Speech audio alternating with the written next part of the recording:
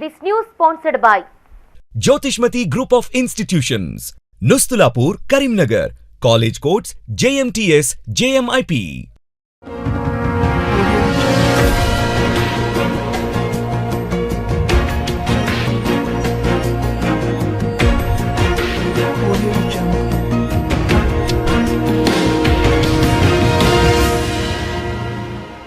నమస్తే నా పేరు Radhika welcome to Maitri news ముందుగా హెడ్లైన్స్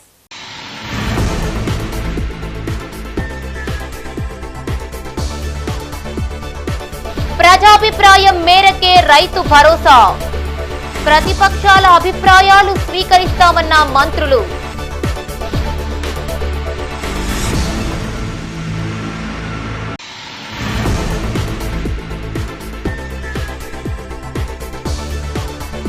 బ్యూటీ అసోసియేషన్ వర్క్షాప్ కు స్పందన ఆధునిక పద్ధతులు ఆర్గానిక్ ఉత్పత్తుల వినియోగంపై అవగాహన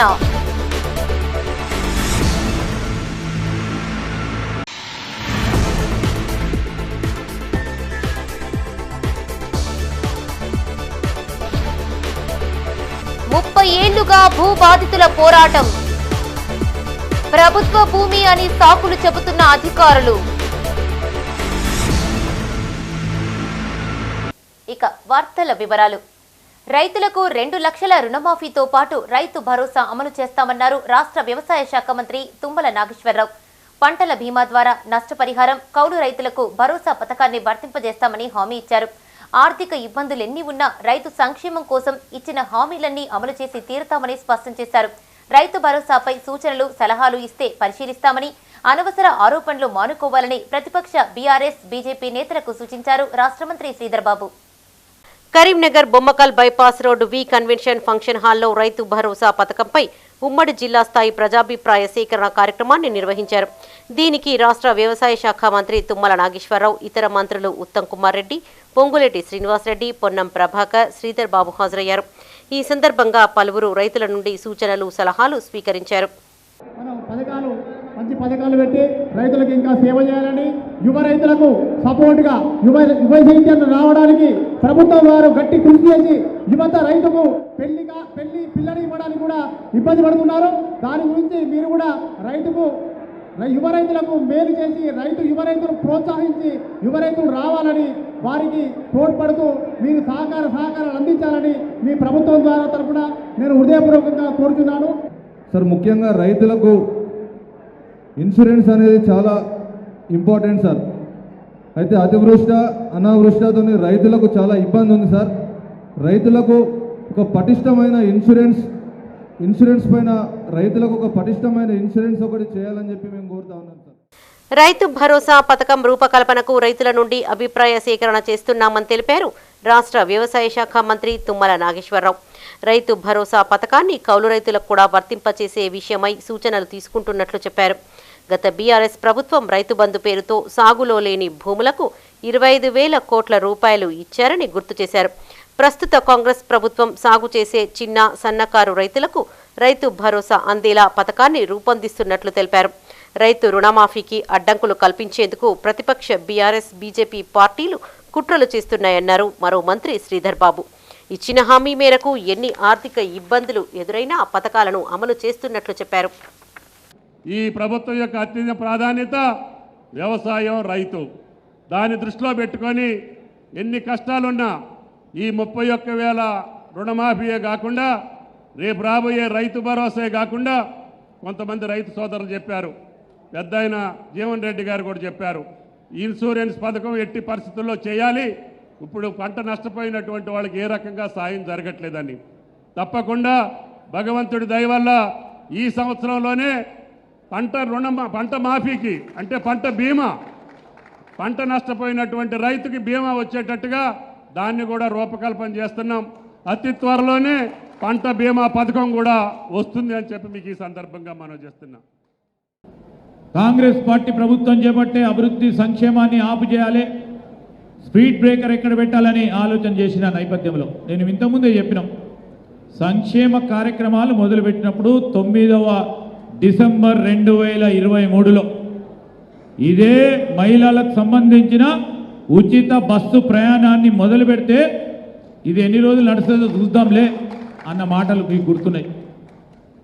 10 లక్షల రూపాయల మేరకు రాజీవ్ ఆరోగ్యశ్రీ కార్యక్రమాన్ని మొదలుపెట్టినప్పుడు ఇది ఎన్ని రోజులు నడుస్తుందిలే అని మాట్లాడి 200 యూనిట్ల ఉచిత కరెంట్ ఇస్తామని కాంగ్రెస్ పార్టీ చెప్పింది, చేస్తున్నామని చెప్పి చేస్తే ఎన్ని రోజులు నడుస్తుందిలే అని ఆలోచన చేసింది.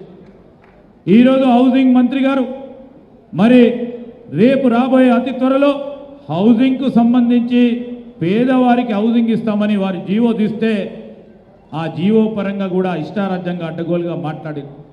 మేము అడుగుతా ఉన్నాం, ఈ అన్ని ప్రజల వద్దకు తీసుకెళ్లి దిగ్విజయంగా ముందుకు తీసుకెళ్తున్న నేపథ్యంలో ఈరోజు రైతు రుణమాఫీ అనే కార్యక్రమం ఓ బృహత్తరమైన కార్యక్రమం. పారదర్శకంగా రైతు భరోసా పథకాన్ని రూపొందించి అమలు చేసేందుకు ఇప్పటికే 5 జిల్లాలలో ప్రజాభిప్రాయ సేకరణ చేపట్టినట్లు తెలిపారు రాష్ట్ర రవాణా బీసీ సంక్షేమ శాఖ మంత్రి పొన్నం ప్రభాకర్. మిగతా జిల్లాల్లో ఈ ప్రక్రియ పూర్తి చేసి రైతుల సూచనలకు అనుగుణంగా పథకాన్ని రూపొందిస్తామన్నారు. కాగా ఇందులో ఎమ్మెల్సీ జీవన్ రెడ్డి, పలువురు ప్రజా ప్రతినిధులు సూచనలు చేశారు. ఇలా ఒకటే మాట, గతంలో అధికారంలో ఉన్నటువంటి వాళ్ళు చెప్తే కింద ఏమనకుండా మౌనంగా వినేటువంటి పరిస్థితి. ఇవాళ ప్రజల అభిప్రాయాలకు అనుగుణంగా ప్రజాపాలనతో మీ అందరి అభిప్రాయాల మేరకే ఈ పరిపాలన కొనసాగాలని ఈరోజు రేవంత్ రెడ్డి గారి నాయకత్వంలో ఉన్నటువంటి ప్రభుత్వం ఆ దిశలో ఆలోచిస్తూ ఉంది.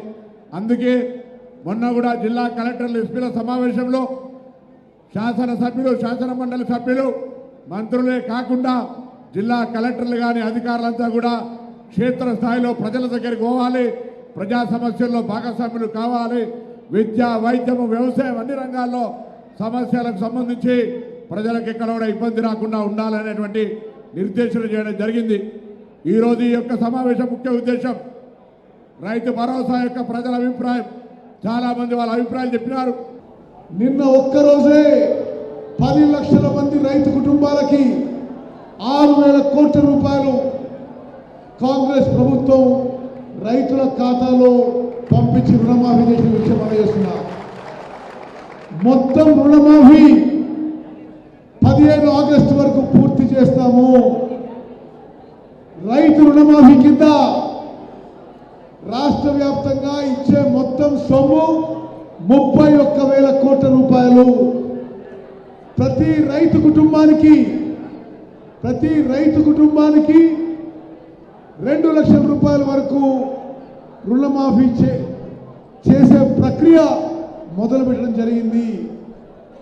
భారతదేశ చరిత్రలో రైతుల రుణమాఫీ ఈ స్థాయిలో ఎక్కడా ఎన్నడూ జరగని విషయం నేను మనవి చేస్తున్నా. పేదోడు ప్రభుత్వమైన ఈ ప్రభుత్వం, గత ప్రభుత్వం 7 లక్షల కోట్లు అప్పుల భారాన్ని ఈ ప్రభుత్వం మీద పెట్టిపోయినా ఒక్క అడుగు కూడా వెనకడికి వేయకుండా మనసుంటే మార్గం ఉంటుంది అనే విధంగా గౌరవ ముఖ్యమంత్రి గారు రేవంత్ రెడ్డి గారి నాయకత్వంలోని మీ ప్రభుత్వం కష్టపడి ఈనాడు 31,000 కోట్ల రైతుల రుణమాఫీని చిత్తశుద్ధితో మాఫీ చేస్తుంటే, రేషన్ కార్డుని కేవలం కుటుంబ సభ్యుల కోసమే మనం అడుగుతుంటే, తెల్ల రేషన్ కార్డు ఉంటే తప్ప రుణమాఫీ చేయరు అని కొంతమంది ప్రబుద్ధులు వంకర కోతలకు వస్తున్నారు.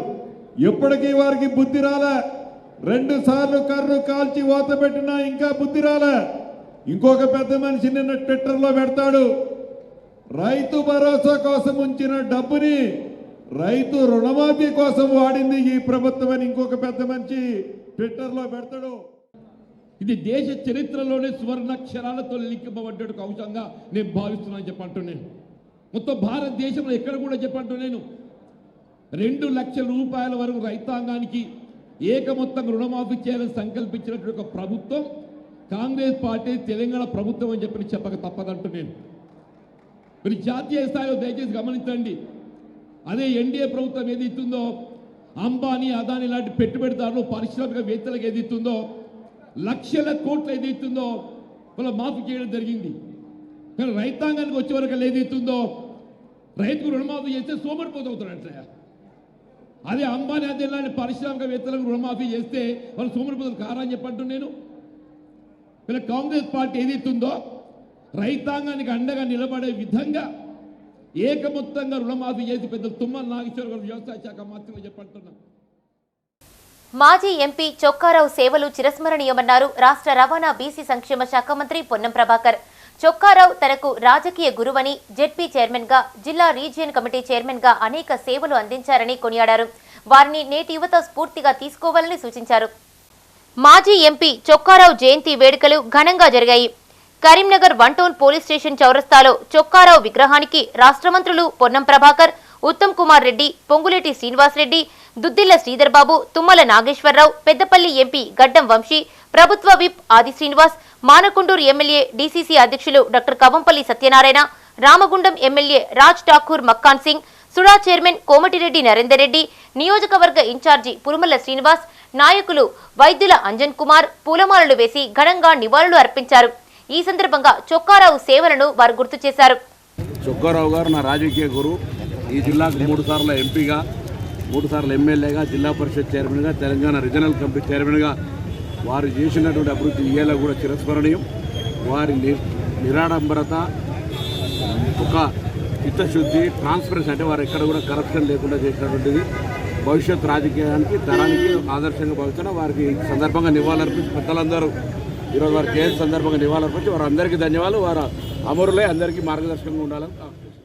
అంతకుముందు కరీంనగర్ డీసీసీ ఆఫీసులో మాజీ ఎంపీ చొక్కారావు చిత్రపటానికి కాంగ్రెస్ నాయకులు వైద్యుల అంజన్ కుమార్, మాజీ మార్కెట్ కమిటీ చైర్మన్ ఆకారపు భాస్కర్ రెడ్డి తదితరులు పూలమాల వేసి నివాళులు అర్పించారు. ఈ సందర్భంగా చొక్కారావు చేసిన సేవలను వారు గుర్తు చేశారు.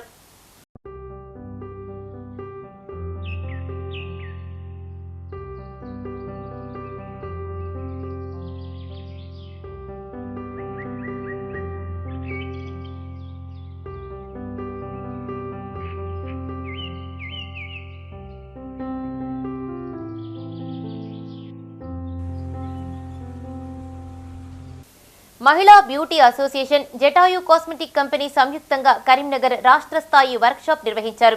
వివిధ ప్రాంతాల నుండి 200 మంది బ్యూటీషియన్లు హాజరు కాగా ప్రపంచ వ్యాప్తంగా వస్తున్న మార్పులకు అనుగుణంగా అత్యున్నత పద్ధతులు, మెలకువలు వివరించారు నిపుణులు. బ్యూటీషియన్ రంగంలో ఆర్గానిక్ ఉత్పత్తుల వినియోగం, తద్వారా లాభాలను వివరించారు. కరీంనగర్ మిత్రా హోటల్లో మహిళా beauty association, Jatayu cosmetic private limited సంయుక్తంగా ఒకరోజు వర్క్షాప్ నిర్వహించారు. దీనికి 14 జిల్లాల నుండి 200 మంది బ్యూటీషియన్లు హాజరయ్యారు. హైదరాబాద్కు చెందిన ప్రముఖ ట్రైనర్ లక్ష్మి హాజరై బ్యూటీషియన్ రంగంలో మార్పులను వివరించారు. స్కిన్ బూస్టర్ స్టడీ, బీబీలో foundation base skin treatment with BB foundation, after care indication, Jatayu body wash, face వాష్లపైన అవగాహన కల్పించారు. Jatayu cosmetic company manager Chidirala Umaprasad మాట్లాడుతూ, జటాయు కాస్మెటిక్ ప్రైవేట్ లిమిటెడ్ తయారు చేసిన బాడీ వాష్, ఫేస్ వాష్ ఉత్పత్తులు పువ్వులతో తయారు చేస్తారని, ఇవి పూర్తిగా ఆర్గానిక్ అని తెలిపారు. వీటిని పురుషులు కూడా వాడొచ్చని చెప్పారు. ప్రోమోగ్రానైట్, వాటర్ మిలన్, పెద్దవారికి రోజ్, మల్బరీ ఫ్రూట్తో చేసిన వస్తువులు అందుబాటులో ధరలో ఉన్నాయని వివరించారు. కార్యక్రమాన్ని సక్సెస్ చేసిన మహిళా బ్యూటీ అసోసియేషన్ నిర్వాహకులు బుద్దినేని వాణి, శ్రీకృష్ణలకు Jatayu cosmetic private limited MD Bandi Lakshman ధన్యవాదాలు తెలిపారు. ద మోస్ట్ ఇంపార్టెంట్ ప్రోడక్ట్ అండి ఇది. ఎలాంటి కెమికల్స్ లేవు, ఎలాంటి హార్మ్ఫుల్ ప్రోడక్ట్ కాదు. చిన్న పిల్లల నుంచి మొదలు పెడితే అందరికీ ఇది కంప్లీట్. మన తెలంగాణలో మొట్టమొదటిసారి ఈ కంపెనీ, హెర్బల్ కంపెనీ అనేది లాంచ్ చేశాము. అండ్ వచ్చేసి ఇది ప్రతి ఒక్కరూ మంచి పాజిటివ్ రెస్పాన్స్ ఉంది. అందరూ కూడా ఇది ఏంటంటే కళ్ళు తెరిసి కూడా స్నానం చేయొచ్చు, అప్ టు బాటమ్ అన్నమాట. షాంపూ వేరు విడిగా, ఇంకా ఏదో విడిగా కాదు, ఇది బాడీ వాష్ అండి. చాలా మంచి యూజ్ ఉంది. And at the same time దీన్ని మేము ఇది జటాయు అనేది ఎందుకు పెట్టాము అని అంటే, రామాయణంలో జటాయు పక్షిది ఎంత మెయిన్ రోలో ఈ మా ప్రోడక్ట్ కూడా ఇప్పుడు జనాలకు అందరికీ ఈ జటాయు అనే పేరుతోని మేము వెళ్ళాలి అని మేము నిర్ణయించుకున్నాం. అంత మెయిన్ రోల్ చేస్తున్నాము. అండ్ వచ్చేసి ఈ ప్రోడక్ట్ మనకి మన ప్రీవియస్ గవర్నమెంట్స్ కూడా చెప్పాయి. అండ్ రైట్ నో నేను కూడా చెప్తున్నాను చాలా ప్రౌడ్ఫుల్గా. మా కంపెనీ జటాయు కంపెనీ ఇది ఇప్పుడు బయట 2 కంట్రీస్ నుంచి మాకు ఆర్డర్స్ వస్తున్నాయి. బయట కంట్రీస్కి కూడా మన తెలంగాణ నుంచి మన ప్రోడక్ట్ పోతుందంటే మన అందరికీ ఎంతో గర్వంగా ఫీల్ అవుతున్నాం మేము. అండ్ ఇది ఇంకా ఇంకా ఇంకా ఇంకా మేము చాలా డెవలప్ చేయాలని అనుకుంటున్నాము. బ్యూటీషియన్ కోర్స్ పైన మా కంపెనీ స్పాన్సర్ చేసి వాళ్ళందరికీ ప్రత్యేక శిక్షణ ఇవ్వడం జరుగుతుంది. ఆ శిక్షణలో భాగంగా హైదరాబాద్ నుండి లక్ష్మి గారిని పిలిపించి వారికి కావాల్సినటువంటి శిక్షణను ప్రత్యక్షంగా ఇప్పివ్వడం జరుగుతుంది.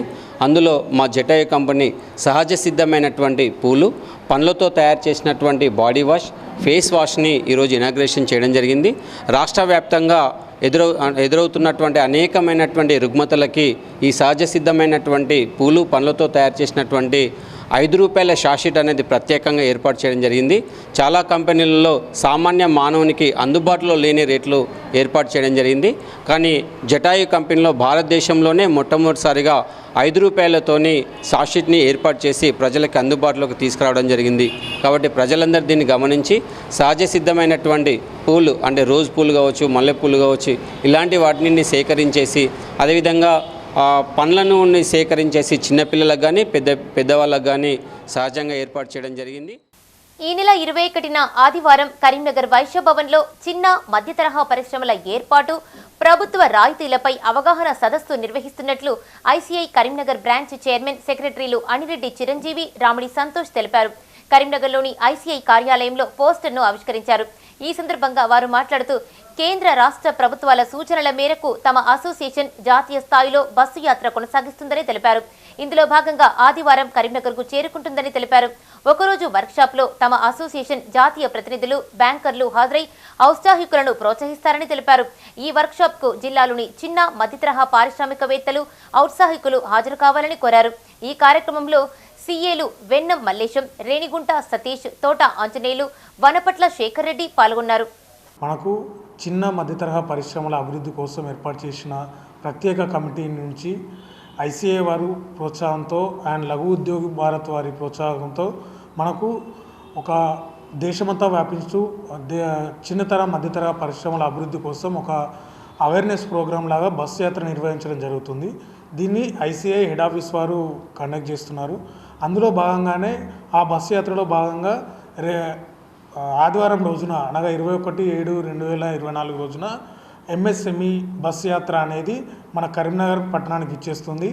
దాంట్లో భాగంగా మనకు ప్రజలకు అవగాహన సదస్సు నిర్వహించడం జరుగుతుంది.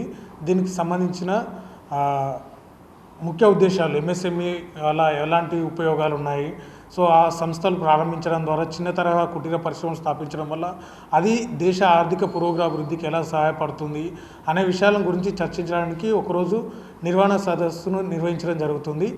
ప్రత్యేకంగా మనం కొత్త యూనిట్ కనుక మనం స్టార్ట్ చేస్తే దానికి ఏ రకంగా మనం సబ్సిడీ రూపంలో కానీ లేదంటే బ్యాంకుల ద్వారా మనం ఏ రకమైన లబ్ధి పొందవచ్చు అనేది ఇక్కడ వివరించడం జరుగుతుంది. మీకు ఒక చిన్న ఉదాహరణ ఏంటంటే, ఒక ఎంఎస్ఎంఈ కింద మనం రిజిస్ట్రేషన్ కాబడి ఉంటే ఒక బ్యాంకు లోన్కి కనుక వెళ్తే అక్కడ స్టాంప్ డ్యూటీ అనేది ఎగ్జామ్షన్ ఉంటుంది. ఇట్లాంటి చిన్న చిన్న విషయాలు తెలియకుండా మనం కొన్ని ఆర్థికపరమైన నష్టాలను ఎదుర్కోవాల్సి వస్తుంది. కాబట్టి దీంట్లో మేమేం చేసామంటే, మన కరీంనగర్ పరిధిలో ఉన్న సుమారు 50 ట్రేడ్ అసోసియేషన్స్ అంటే granite association, rice millers association, cotton ginning mill association, real estate, construction, వీళ్ళందరికీ మేము పేరున వీళ్ళకు ఆహ్వానం పంపించడం జరుగుతుంది. కాకపోతే సమయాభావం వల్ల మేము కొంతమందికి ప్రత్యేకంగా వారికి ఫోన్ చేసి వాళ్ళను ఇన్వైట్ చేయలేకపోతున్నాం. కాబట్టి దయచేసి ఈ యొక్క అవకాశాన్ని సద్వినియోగపరచుకొని take a short break. Jyothishmathi autonomous engineering college Karimnagar విద్యార్థుల భవిష్యత్తు కొరకు అమెరికా యూనివర్సిటీ లౌజియానా టెక్ మరియు టీ హబ్ గ్లోబల్ ఏఐతో ఒప్పందం చేసుకున్న ఏకైక ఇంజనీరింగ్ కాలేజ్. యూజీసీ అటానమస్, నాక్ ఏ గ్రేడ్, NBA అక్రిడిటేషన్స్ పొంది JNTUH గుర్తింపు పొందిన రీసెర్చ్ సెంటర్తో 27 సంవత్సరాల నుండి విజయవంతంగా విద్యార్థులకు ఉన్నత విద్యను అందిస్తూ టాప్ MNCలలో అత్యున్నత భవిష్యత్తుకు నాంది పలుకుతోంది Jyothishmathi autonomous engineering college, Jyothishmathi group of institutions, Nustulapur, Karimnagar. College codes JMTS, JMIP. Welcome back. Pooja Khedkar UPSC ఎంపిక దేశవ్యాప్త చర్చకు దారితీసిన విషయం తెలిసిందే. తాజాగా సోషల్ మీడియాలో కరీంనగర్ అడిషనల్ కలెక్టర్ ప్రఫుల్ దేశాయ్పై కామెంట్స్ చేసిందో యువతి. ఫిజికల్ యాక్టివిటీపై పలు ప్రశ్నలు సంధించగా దానిపై ఐఏఎస్ అధికారి ప్రఫుల్ దేశాయ్ సమాధానమిచ్చారు. యూపీఎస్సీ ఎయిమ్స్ అధికారులు నిర్వహించిన పరీక్షల్లో దివ్యాంగుల కోటా కింద ఎంపికయ్యానని, ఇప్పుడు కూడా ఫిజికల్ ఫిట్నెస్ కు సిద్ధమేనని స్పష్టం చేశారు. సున్నితమైన అంశాలను నెటిజన్లు అర్థం చేసుకోవాలని ఆయన కోరారు. సోషల్ మీడియా ఎక్స్ ఖాతాలో ఓ యువతి పోస్టుకు సుదీర్ఘ సమాధానమిచ్చారు ఐఏఎస్ అధికారి కరీంనగర్ జిల్లా అదనపు కలెక్టర్ ప్రఫుల్ దేశాయ్.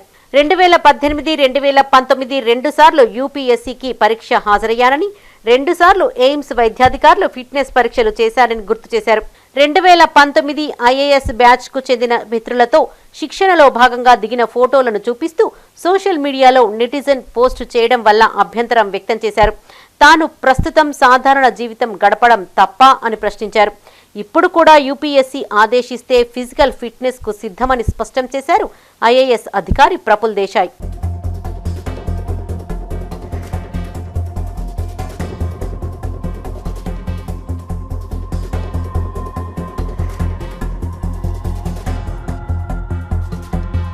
పోస్టులు పెట్టే ముందు సున్నితమైన అంశాలను పరిశీలించుకోవాలని నెటిజన్లకు సూచిస్తున్నారు ఐఏఎస్ అధికారి Praful Desai. Physical handicapped quota కింద ఐఏఎస్ అధికారిగా ఎంపికైన ప్రఫుల్ దేశాయ్ ఫిజికల్ యాక్టివిటీ ఎలా సాధ్యమని నెటిజన్ ప్రశ్నించడం వైరల్ గా మారింది. ఈ నేపథ్యంలో సుదీర్ఘ పోస్టు చేశారు ప్రఫుల్ దేశాయ్.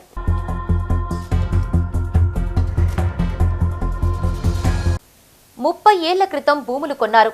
మధ్యలో అమ్మకాలు కొనుగోళ్లు జరిగాయి. రెవెన్యూ వాళ్ళు పట్టాలిచ్చారు. రిజిస్ట్రేషన్ వాళ్ళు రిజిస్ట్రేషన్లు చేశారు. గ్రామ పంచాయతీ వాళ్ళు రియల్ వెంచర్కి పర్మిషన్లు ఇచ్చారు. లేఅవుట్లు గీసి పెట్టారు. ఇల్లు కట్టుకున్నోళ్లకు ఇంటి నెంబర్లు ఇచ్చారు. కరెంటోళ్లు కరెంటు మీటర్లు ఇచ్చారు. తీరా ఇప్పుడు మోకమీదికి పోతే అవి మీ భూములు కావంటున్నారు. అవి ప్రభుత్వ భూములని మీ దిక్కున్న చోట చెప్పుకోండని అంటున్నారు అధికారులు. ఇప్పుడు ఆ భూబాధితులు ఏం చెయ్యాలి? ఎవరికి చెప్పుకోవాలి? కరీంనగర్ జిల్లాలో అడుగడుగునా అవినీతి జరుగుతుందనడానికి ఇదొక మచ్చు తునక. ఇంతకీ ఎక్కడివా భూములు? ఏమా కదా? Watch this Mythri news. 30 ఏళ్ల నుంచి పోరాటం చేస్తూనే ఉన్నది. అయినా ప్రభుత్వం దృష్టికి ఏమాత్రం కొద్దిగా కూడా చలనం లేదు. పర్మిషన్ కోసం పైసలు తీసుకున్నారు, మాకు హౌస్ నెంబర్ ఇచ్చిండ్రు, కానీ మళ్ళీ కన్స్ట్రక్షన్ చేస్తే ఏంటంటే కూలగొట్టిండ్రు. ప్రభుత్వ భూమి అయితే రిజిస్ట్రేషన్స్ ఎట్లా జరిగినవి? ఇంత కష్టపెట్టడం ఎందుకు? మా ఫ్లాటే కదా, మేము పైసలు ఇచ్చి కొనుక్కున్నదే కదా. చూశారుగా, ఇప్పటిదాకా మనం చెప్పుకున్న బాధితులే వీళ్ళంతా. కరీంనగర్ మున్సిపల్ కార్పొరేషన్ పరిధిలోని రేకుర్తి డివిజన్లో సర్వే నెంబర్ 126లో భూములు కొనుక్కున్న బాధితులు వీళ్ళంతా. 1993-94 సంవత్సరంలో శాంతి రియల్ ఎస్టేట్ 2 అనే సంస్థ 6 ఎకరాల 15 గుంటల భూమిలో రియల్ ఎస్టేట్ వెంచర్ ఏర్పాటు చేసి 82 మందికి 200 గజాల చొప్పున ఫ్లాట్లు చేసి విక్రయించింది. కంటె బుచ్చిరాజం మరియు కంటె శంకర్ అనే వ్యక్తులు ఆ రియల్ ఎస్టేట్ సంస్థ యజమానులు. 1993-94 కంటే ముందు మరో 5 వ్యక్తుల నుంచి కంటె బుచ్చిరాజం, కంటె శంకర్ కలిసి ఆ భూమిని కొనుగోలు చేసినట్టు డాక్యుమెంట్లు చెబుతున్నాయి. ఆ తరువాత వారిద్దరి పేర్ల మీద పట్టా పాస్బుక్ కూడా వచ్చింది. అనంతరం ఆ ఇద్దరు వ్యక్తులు తాము కొనుగోలు చేసిన భూమిలో శాంతి రియల్ ఎస్టేట్ 2 అనే సంస్థను ఏర్పాటు చేసి క్రయ విక్రయాలు జరిపారు. 1993 నుంచి 2010 వరకు వివిధ దశల్లో 82 కుటుంబాలకు 200 గజాల చొప్పున ఫ్లాట్లు విక్రయించారు. ఈ క్రమంలో సదరు భూమిలో 4-5 లింకుడు డాక్యుమెంట్లు కూడా మారాయి. ఫ్లాట్లు కొనుగోలు చేసిన వారంతా ఎస్సీ, ఎస్టీ, బీసీ, ఓసీ ఇలా అన్ని వర్గాలకు చెందిన వారున్నారు. వారిలో డైలీ లేబర్లు, అడ్డా కూలీలు, చిన్నా చితక ఉద్యోగులు, చిరు వ్యాపారులున్నారు. వీరిలో కొంతమంది షెడ్డు వేసుకుని ఇంటి నెంబర్లు, కరెంటు మీటర్లు తీసుకున్నారు. ప్రతి ఏటా ఇంటి పన్నులతో పాటు నెల నెల కరెంటు బిల్లులు కూడా చెల్లించారు. ఇప్పటికీ చెల్లిస్తూనే ఉన్నారు. వీరిలో కొంతమందికి ఇంటి పర్మిషన్ ఇప్పిస్తానని అప్పటి రేకుర్తి గ్రామ పంచాయతీ వార్డు మెంబర్, ప్రస్తుత కార్పొరేటర్ భర్త అయిన సుదగోని కృష్ణగౌడ్ ఒక్కొక్కరి నుంచి ₹150,000 వసూలు చేసినట్టు బాధితులు చెబుతున్నారు. 126 సర్వే నంబరు 60 నుంచి 80 మంది ప్లాట్లు ఇక్కడ మేము 33 సంవత్సరాల క్రితం కొనుగోలు చేసి ప్రభుత్వం చుట్టూ చెప్పులు అరిగేలాగా తిరుగుతున్నాము. ఇది రిజిస్ట్రేషన్ డాక్యుమెంట్ ఉన్నది. ఒక్కొక్క ప్లాటు 2-3 సార్లు కూడా రిజిస్ట్రేషన్ అయింది. కొంతమందికి హౌస్ పర్మిషన్లు కూడా ఉన్నాయి. కొంతమంది హౌస్ ట్యాక్స్ కడుతున్నారు. ప్రభుత్వ భూమి అని చెప్పి లొకేట్ చేసేసి నిషిద్ధ ప్రాంతం అని ఇక్కడ ఎటువంటి కన్స్ట్రక్షన్స్ను వాళ్ళు చేయనీయట్లేదు. ఈ మా సమస్యను సిపి గారికి కూడా మేము వారి దృష్టికి కూడా తీసుకెళ్లడం జరిగింది. కాకపోతే అప్పుడు మేము సిపి గారి దగ్గర కంప్లైంట్ ఇచ్చిన టైంలో ఎలక్షన్ కోడ్ ఇప్పుడు ఎటువంటి అట్లాంటిది జరగదు. తర్వాత ఎలక్షన్స్ కోడ్ అయిపోయిన తర్వాత కొత్తపల్లి పోలీస్ స్టేషన్లో మీరు మీ అప్లికేషన్ని అక్కడ ఇవ్వమని చెప్పారు. మేము 1993లో ఇన్స్టాల్మెంట్ బేసిక్లో శాంతి రియల్ ఎస్టేట్లో మేము పల్లెటూరులో ఉండేది సార్. అప్పుడు ₹460 మంత్లీ 3 years పే చేసి 97లో రిజిస్టర్ చేసుకున్నాం సార్. తర్వాత మళ్ళీ పర్మిషన్ ఇస్తానన్నారు, పర్మిషన్ కోసం పైసలు తీసుకున్నారు, మాకు హౌస్ నెంబర్ ఇచ్చిండ్రు. కానీ మళ్ళీ కన్స్ట్రక్షన్ చేస్తే ఏంటంటే కూలగొట్టిండ్రు. అలా మా ప్లాట్లలో వేరే వాళ్ళు షెడ్ వేసిండ్రు, వాళ్ళని కూడా ఏమంటలేరు. నేను కోర్టులో కేసు కూడా వేసినా అండి, నాకు స్టే ఆర్డర్ కూడా వచ్చిందండి. నా ఫ్లాట్ నాకు ఇప్పించగలరని దయచేసి కోరుకుంటున్నాను. ఒకవేళ మరి ప్రభుత్వం భూమి కనుక అయినట్లు ఏది ఉంటే మరి ఒకవేళ మాకు ఎట్లా రిజిస్ట్రేషన్స్ అయినవి, అప్పుడు పట్టా అన్నారు, ఇప్పుడేమో ప్రభుత్వ భూమి అంటారు. కాబట్టి దీని మీద తగిన చర్యలు తీసుకొని మాకు న్యాయం చేయగలరని కోరుతుంటున్నాం ప్రభుత్వం.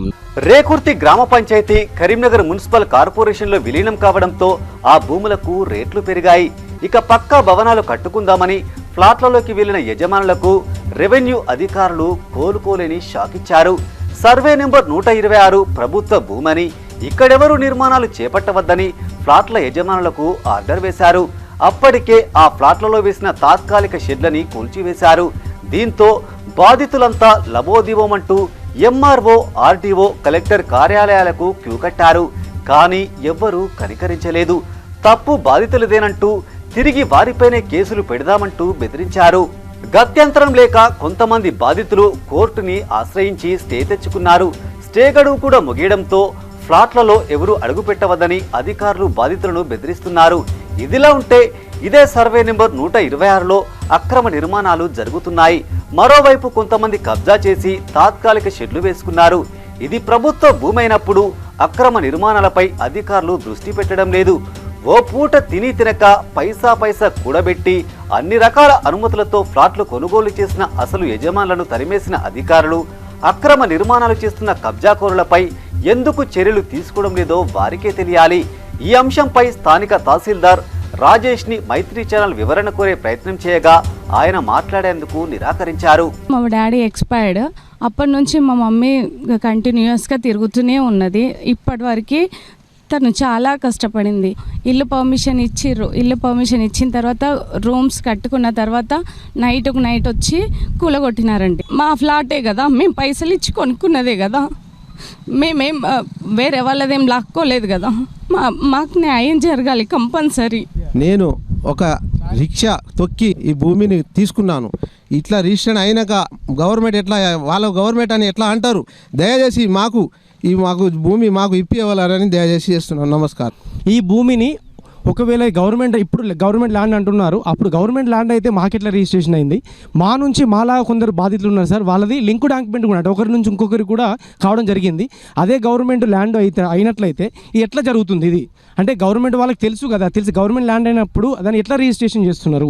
కొనుక్కొని ఉన్నాం కాబట్టి మా భూమి మాకు రావాలని పోరాడుతున్నాం. దయచేసి మాకు అందరు న్యాయం చేయాలని కోరుకుంటున్నాం సార్. గ్రామ పంచాయతీలు ఉన్న వాళ్ళే పిలిచి 2015లో ఒక్కొక్కరి దగ్గర మనిషికి ఒక 15-20 మంది దగ్గర సుధగోరం కృష్ణకుమార్ గౌడ్ ఒక మనిషికి 1,50,000 తీసుకొని 20 మంది దగ్గర తీసుకొని షెడ్లు వేసి హౌస్ నెంబర్ ఇచ్చిండ్రు. హౌస్ నెంబర్ ఇచ్చినాక మేము కట్టుకున్న ఇండ్లను కూలగొట్టడం జరిగింది. ఈ పక్కకి వాళ్ళ పశువులు కొట్ట వేసుకున్నారు, వాళ్ళని ఏమంటలేరు. మేము పక్క డాక్యుమెంట్ ఉన్న వాళ్ళని మమ్మల్ని ఎందుకు చెల్లాచెదరు చేస్తుండ్రు? ఇదిలా ఉంటే బాధితులంతా కలిసి తమకు న్యాయం చేయండి గతంలో సిపి అభిషేక్ మహంతిని కలిశారు. అప్పుడు ఎన్నికల సీజన్ కావడంతో కొత్తపల్లి పిఎస్లో ఫిర్యాదు చేయాలని ఆయన చెప్పినట్టు బాధితులు చెబుతున్నారు. ఫిర్యాదు చేసినా చేయకపోయినా ఈ అంశంపై సిపి మహంతి చర్యలు తీసుకోవాల్సిన బాధ్యత ఆయనకుంది. గతంలో ఇదే రేకుర్తిలో సర్వే నెంబర్ 16లో ఓ భూ తగాదాలో ఆయన పలువురిపై కేసులు నమోదు చేసి జైలుకు పంపించారు. సర్వే నెంబర్ 16లో ఉన్న భూమి కూడా ప్రభుత్వ భూమియేనని రికార్డులు చెబుతున్నాయి. ఆ భూమిలో ఎవరు క్రయ విక్రయాలు చేయకూడదు, అలా ఎవరు చేసినా కేసులు పెట్టాలి. కానీ ఆ భూమి తనదిగా చెప్పుకుంటూ ఓ వ్యక్తి పెట్టిన కేసుపై మహంతి ఆగమేఘాల మీద స్పందించి కేసులు పెట్టారు. సర్వే నెంబర్ 126లో అధికారులు ప్రభుత్వ భూమని చెప్పి స్వాధీనపరుచుకున్నారు. మరి ఈ భూమిలో క్రయ విక్రయాలు ఎలా జరిగాయో సిపి గారు బయటపెట్టాలి. కాయాకష్టం చేసుకొని పస్తులుండి పుస్తలమ్మి కొనుగోలు చేసిన భూములను ఇప్పుడు ప్రభుత్వ భూములంటే దానికి బాధ్యులెవరు? ఆ భూములకు పట్టాలిచ్చిన రెవెన్యూ అధికారులపై చర్యలేవి? రిజిస్ట్రేషన్లు చేసిన ఎస్ఆర్ఓ ఉద్యోగులపై చర్యలేవి? వెంచర్లకి లేఅవుట్లకి పర్మిషన్లు ఇచ్చినందుకు, ఇంటి నెంబర్లు ఇచ్చి ట్యాక్స్ కట్టించుకుంటున్నందుకు ఆయా డిపార్ట్మెంట్ ఉద్యోగులపై చర్యలు తీసుకోలేదెందుకు? లేని ఇళ్లకి కరెంటు బిల్లులు వసూలు చేస్తున్న కరెంటు డిపార్ట్మెంట్పై కేసులేవి? చివరికి ఇంటి పర్మిషన్ల కోసమంటూ ఒక్కొక్కరి నుంచి 1,50,000 రూపాయలు వసూలు చేసిన స్థానిక ప్రజా ప్రతినిధిపై కేసు ఎందుకు పెట్టలేదు? ఇలా ఒకటి కాదు, రెండు కాదు, క్రయ విక్రయాల్లో పాలు పంచుకున్న ప్రతి డిపార్ట్మెంట్పై కేసు పెట్టాలి. 30 ఏళ్ల నుంచి వారు చేసిన తప్పులపై కేసులు పెడితే ఆయా డిపార్ట్మెంట్లోని అవినీతి ఉద్యోగులంతా జీవితాంతం జైల్లోనే గడపాల్సి ఉంటుంది. భూ ఆక్రమణలకు పాల్పడుతున్న వారికి సహకరించాడని ఓ తహసీల్దార్ని అరెస్టు చేసి బొక్కలో వేశారు మహంతి గారు. 15-20 ఏళ్లుగా పెండింగ్లో ఉన్న కేసులను బయటకు తీసి కేసులు పెట్టారు. సివిల్ కేసుల్లో కోర్టులో ఉన్న భూ పంచాయతీలపై కేసు పెట్టి పలువురు ప్రజా ప్రతినిధులను అరెస్టు చేసి జైలుకు పంపించి శభాష్ అనిపించుకున్నారు. మరి ఇప్పుడు ఈ 30 ఏళ్ల భూ వివాదంపై మహంతి గారు ఎలా స్పందిస్తారో వేచి చూడాలి.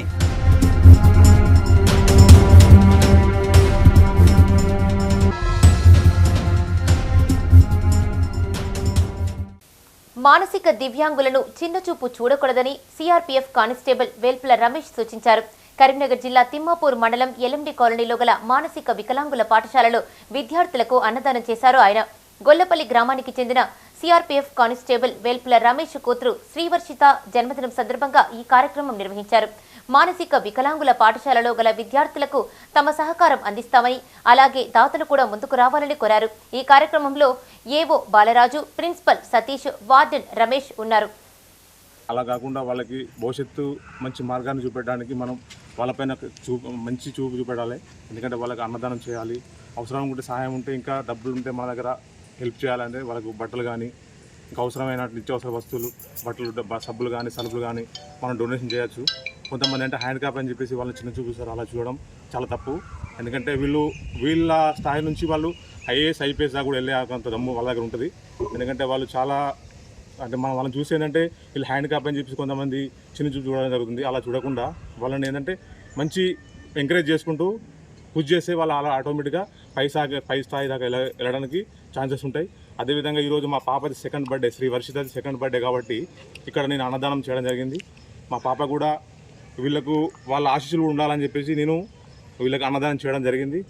ఎందుకు నాకు సహకరించిన ప్రిన్సిపల్ గారికి మరియు స్కూల్ యాజమాన్యానికి మరియు మీడియా. ఈ నెల 24న హన్మకొండ పిఆర్ రెడ్డి భవన్లో భారత నాస్తిక సమాజం రాష్ట్ర 3వ మహాసభలు నిర్వహిస్తున్నట్లు తెలంగాణ జేఏసీ ఉమ్మడి జిల్లా అధ్యక్షులు బొంత వెంకట మల్లయ్య తెలిపారు.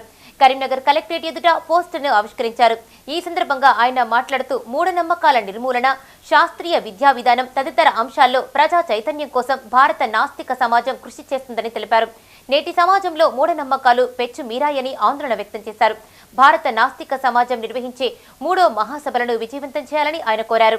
ఈ కార్యక్రమంలో దళిత లిబరేషన్ ఫ్రంట్ అధ్యక్షులు మార్వాడి సుదర్శన్, సంఘ ప్రతినిధులు పాల్గొన్నారు. ఈరోజు మన భారతదేశంలో కులాల పేరుతో, మతాల పేరుతో, దేవుళ్ళ పేరుతో మూఢనమ్మకాలు సృష్టించారు. మరి భారత నాస్తిక సంఘం ఇవాళ వరంగల్లో మీటింగ్ జరుగుతుంది కాబట్టి మనం అందరం పోయి జయప్రదం చేయాలి. ఒక మనిషిని మూఢనమ్మకాలతో హింసిస్తున్నారు, చంపుతూ ఉన్నారు.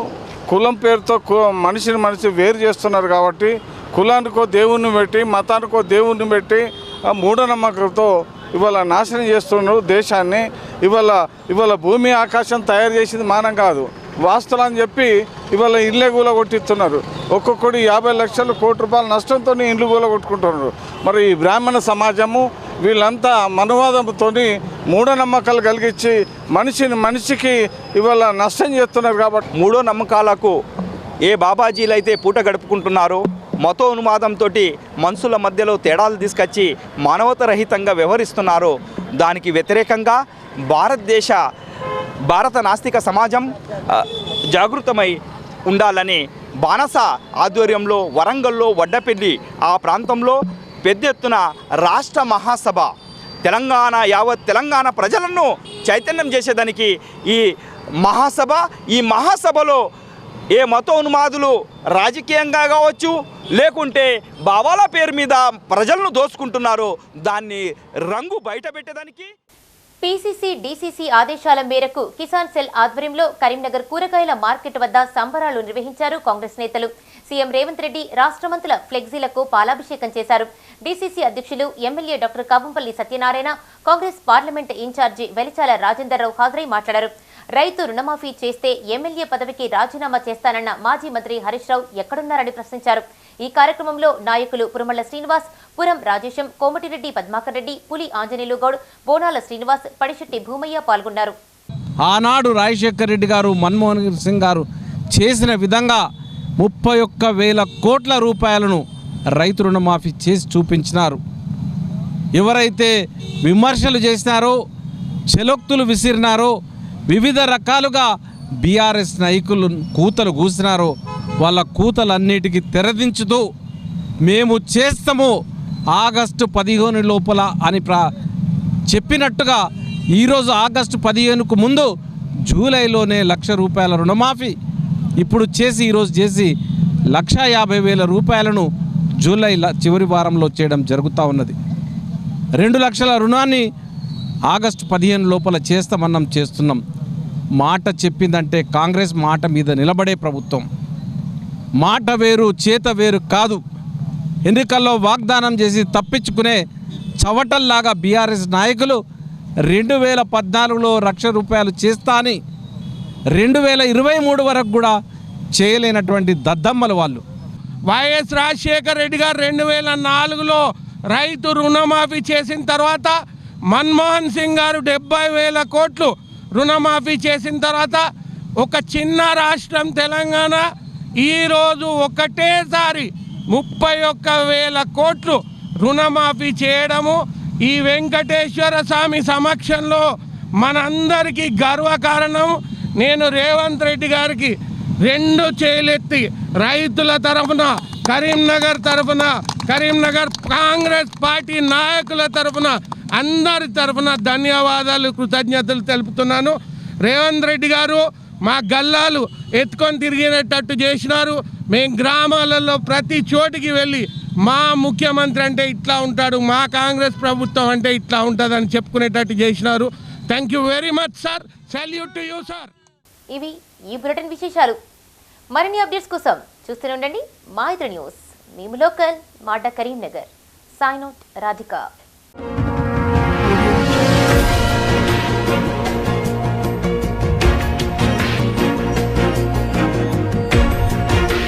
Audio Jungle.